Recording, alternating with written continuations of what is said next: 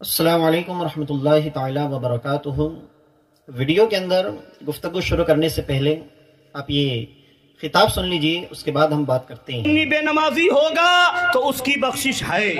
कोई अगर दाढ़ी मुंडा है, ईमान वाला है तो बख्शिश है। कोई अगर बेरोजेदार है तो उसकी बख्शिश है। कोई अगर हज फर्ज होने के बाद ना करे तब भी ईमान वाला है तो बख्शिश है। गीबत करने वाला है तब भी उसकी बख्शिश है। चुगलखोर है तो उसकी बख्शिश है। जिनाकार है तो उसकी बख्शिश है। मगर कोई नबी का गद्दार हो जाए तो उसकी बख्शिश हरगिज नहीं हो सकती। चाहे जितनी नमाजें पढ़ ले तो पता क्या चला?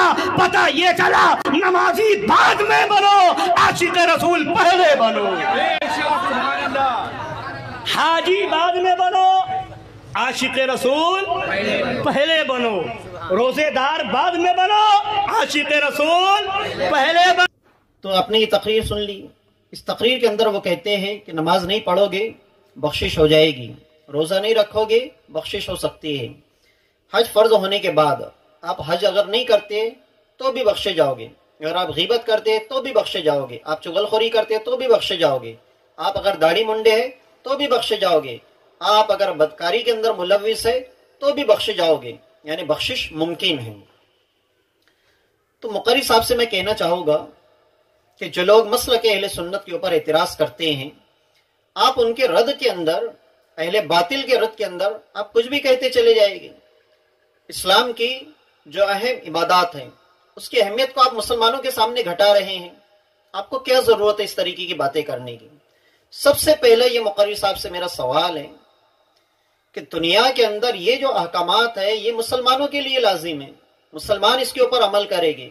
किसी भी नॉन मुस्लिम के ऊपर नमाज फर्ज नहीं है, रोजा फर्ज नहीं है, हज फर्ज नहीं है। यानी दुनिया के अंदर जितने भी गैर मुस्लिम रहते हैं उनके ऊपर ये तमाम चीजें लाजमी और जरूरी नहीं है। अब जिसने इस्लाम कबूल किया, जो अल्लाह तबारक व तआला की वहदानियत को मानता है, रसूल आज़म सल्लल्लाहु अलैहि वसल्लम की रिसालत की गवाही देता है, उसके ऊपर ये तमाम चीजें लागू होती है। अब अगर वो नमाज नहीं पढ़ता है तो उसको उसका हिसाब देना पड़ेगा। अब अगर वो रमजान के रोजे नहीं रखता है तो रमजान के रोजे का हिसाब देना होगा। और आपने ये कहाँ पे पढ़ा है कि नमाज नहीं पढ़ोगे बख्शे जाओगे, रोजा नहीं रखोगे बख्शे जाओगे, हज नहीं करोगे बख्शे जाओगे, गीबत करोगे बख्शे जाओगे, चुगलखोरी करोगे बख्शे जाओगे, और बदकारी करोगे बख्शे जाओगे? इसका कोई हवाला है आपके पास में कि बस सिर्फ बगैर सर पैर की आप बातें करते चले जा रहे हैं? क्या मैं आपसे पूछ सकता हूं कि आप जो बात कर रहे हैं आशिक रसूल होने की, अब सोसाइटी के अंदर, माशरे के अंदर किसी शख्स को हमें फाइंड आउट करना है तो उसकी आइडेंटिटी क्या होगी? आइडेंटिफिकेशन क्या होगा कि भाई ये आशिक रसूल है? इसकी पहचान क्या होगी? निशानियां क्या होगी आशिक रसूल होने की? तो भाई आशिक रसूल होने की निशानी ये है कि जिसके दिल के अंदर मोहब्बत रसूल सल्लल्लाहु अलैहि वसल्लम होगी, वो 5 वक्त का नमाजी होगा, ये उसकी निशानी होगी। अगर वो 5 वक्त की नमाज नहीं पढ़ता है तो जाहिर सी बात है अब उसके दिल के अंदर मोहब्बत रसूल कम होगी और दुनिया की मोहब्बत ज्यादा होगी। तो ये निशानी है हुजूर सल्लल्लाहु अलैहि वसल्लम से मोहब्बत की, आशिक रसूल होने की, कि वो 5 वक्त का नमाजी होगा। और जब रमजान शरीफ आए तो मुकम्मल महीने के वो रोजे रखता होगा। ये आशिक रसूल होने की पहचान है, ये आइडेंटिटी है। जिसके चेहरे पर दाढ़ी होगी वो हुजूर सल्लल्लाहु अलैहि वसल्लम का पक्का आशिक होगा, उसके दिल के अंदर खशियत रब्बानी होगी। और जो चुगलखोरी से बचता होगा उसके दिल के अंदर भी हुजूर सल्लल्लाहु अलैहि वसल्लम की मोहब्बत होगी। और इसी तरीके से जो गीबत से बचता होगा, जो बदकारी से बचता होगा, उसके दिल के अंदर भी मोहब्बत रसूल सल्लल्लाहु अलैहि वसल्लम होगी।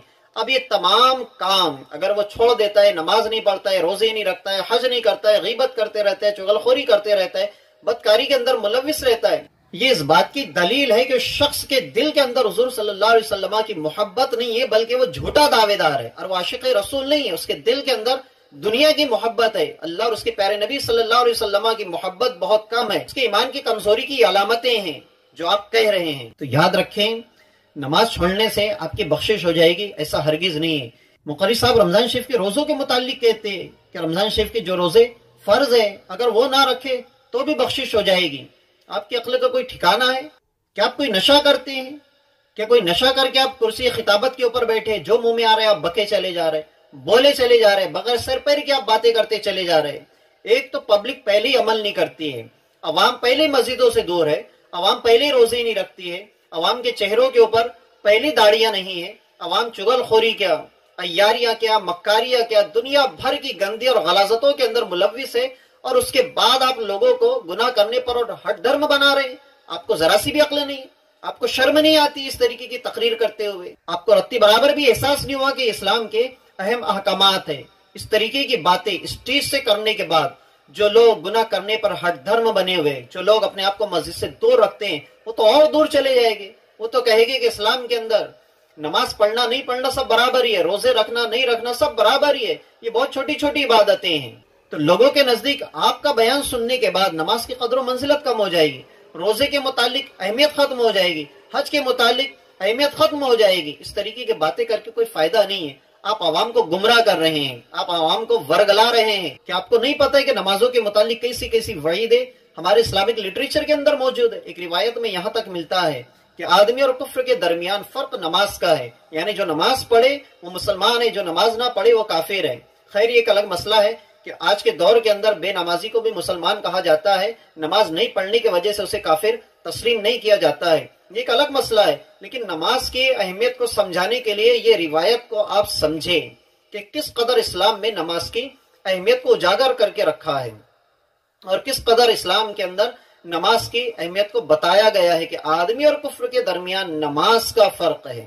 اسی طریقے سے روزے کے متعلق حضرت ابن عباس رضی اللہ تعالیٰ عنہ کی روایت ہے، کیا بیان فرماتے ہیں کہ رمضان شریف کا ایک روزہ بغیر اجرے شرعی کے اگر کوئی شخص چھوڑ دے تو 9 لاکھ سال تک اسے جہنم کی آگ میں چلایا جائے گا۔ اتنی سخت وعید رمضان کا ایک روزہ چھوڑنے پر، اور یہ مقرر صاحب کہتے ہیں کہ رمضان کے روزے نہیں رکھو گے تب بھی بخشے جاؤ گے۔ یہ کہاں کا قاعدہ ہے؟ آپ کے پاس کوئی پروف ہے اس کا؟ آپ کے پاس کوئی حوالہ ہے اس کے بارے میں؟ غیبت کرنے والے کے متعلق آپ کہتے ہیں کہ بخشے جائے گے، غیبت کرنے والے کے متعلق تو یہ آیا ہے جو چغل خوری کرے گا اس کی زبان کو آگ کی قینچی سے کاٹا جائے گا۔ اللہ اکبر! ہماری اسکن دنیا کی آگ کو چند سیکنڈ کے لیے برداشت نہیں کر سکتی ہے، وہ جہنم کی آگ ہے جو کالی ہے، جس کے متعلق یہ آیا ہے کہ سوئی کی ناکے کی نوک کے برابر اگر جہنم کھول دیا جائے تو یہ دنیا تباہ و برباد ہو کر رہ جائے، اتنی سخت اس کی آگ ہے۔ اس آگ کے اندر 9 لاکھ سال تک رمضان کا ایک روزہ بغیر عذر شرعی چھوڑنے کی بنیاد پہ جہنم کے وہ دہتے ہوئے شعلوں کی نظر کر دیا جائے گا، اور آپ کہتے ہیں کہ رمضان کے روزے نہیں رکھو گے تب بھی بخشے جاؤ گے۔ بڑا عجیب و غریب معاملہ ہے آپ کا۔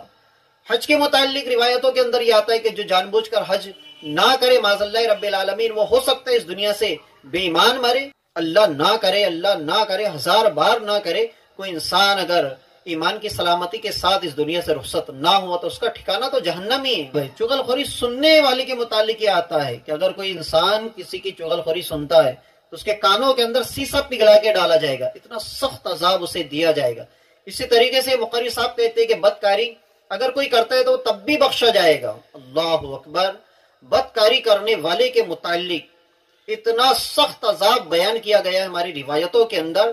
ایک روایت کے اندر یہ آتا ہے کہ بدکاری کرنے والے کو جب جہنم کے اندر ڈالا جائے گا تو ان کے پرائیویٹ پارٹ سے اس طریقے کی اسمیل پیدا ہوگی کہ پورے جہنم کے اندر جہنمی۔ یہاں پر ایک بات آپ یہ یاد رکھیں کہ جہنم کے اندر پہلے لوگ شدید عذاب کے اندر مبتلا ہوگے، کیسے کیسے سانپ بچھو ہوگے، اوپر سے جہنم کی آگ میں وہ جھلس رہے ہوگے، فرشتے ان کے اوپر عذاب دینے کے لیے مقرر ہوگے۔ اس کے باوجود ہماری روایتوں کے اندر ملتا ہے کہ بدکاری کرنے والوں کے پرائیویٹ پارٹ سے ایسی اسمیل پیدا ہوگی کہ تمام جہنم میں رہنے والے جہنمی اس سے پناہ مانگیں گے۔ اب جہنم میں رہنے والے جو لوگ ہیں وہ اس سے پناہ مانگیں گے، تو جن کے پرائیویٹ پارٹ سے یہ اسمیل اٹھ رہی ہوگی وہ کس قدر شدید عذاب کے اندر ملوث ہوگے اور کس طریقے کا عذاب ان کے اوپر مسلط کیا جائے گا ہم تصور بھی نہیں کر سکتے ہیں۔ اور یہ مقرر صاحب بڑے آسانی کے ساتھ کہہ کے گزر جا رہے ہیں کہ بخش دیے جائے گے۔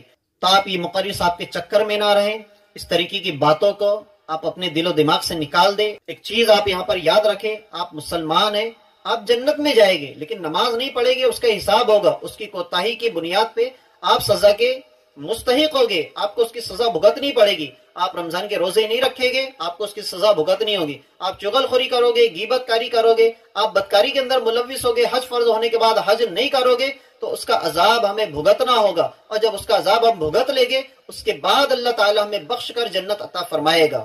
آپ یہ مقرر کے چکر میں نہ رہیں، ان کا خود کا ٹھکانہ نہیں ہے، کہاں جائیں گے، کیا کریں گے، اور یہ آپ کو بتا رہے ہیں کہ آپ جنت میں جائیں گے، نماز نہیں پڑھو گے جنت میں جائیں گے، روزے نہیں رکھو گے جنت میں جائیں گے۔ بھائی مقرر صاحب، آپ نے کون سے مدرسے سے تعلیم حاصل کی ہے؟ آپ کس درسگاہ سے پڑھے ہوئے؟ آپ کو اسلام کی بنیادی چیزوں کا بھی نالج نہیں ہے۔ آپ کیا کہہ رہے ہیں، کیا کر رہے ہیں، آپ کو اتنا بھی پتہ نہیں ہے۔ آپ ایک طرف کہہ رہے ہیں کہ عاشق رسول بننا ضروری ہے، اور آپ دوسری طرف کہہ رہے ہیں کہ یہ چیزیں آپ نہیں بھی کرتے ہیں تو بھی آپ بخشے جائیں گے۔ بھائی عاشق رسول کس کو کہتے ہیں؟